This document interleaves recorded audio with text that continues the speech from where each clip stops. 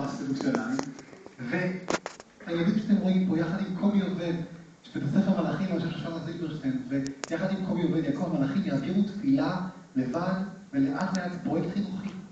פעם בחודש, קודם כל אתה מוזמן, והיה חשוב לי מאוד לעשות את זה כדי להתחיל. ואנחנו כמובן לא נשאר אותך, אני רוצה להזמין לכאן את אחד המלאכים, את אביחי עדל בבקשה, איפה אביחי? אביחי הכין לך מראה שודח הפתעה, טלית של המלאכים.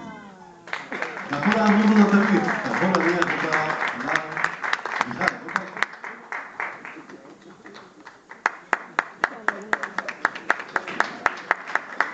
זה הטלית שהם השתמשו לראשונה בעניין הזה. תודה רבה, מחיאות כפיים למר חיים רשב"ח.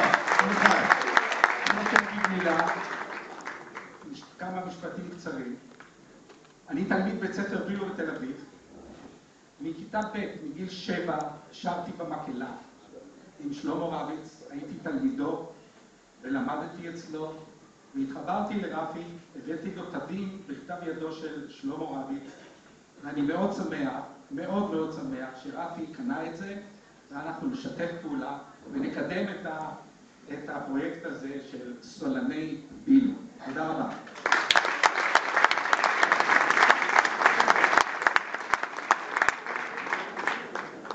תודה רבה לך אדוני, כל לחי.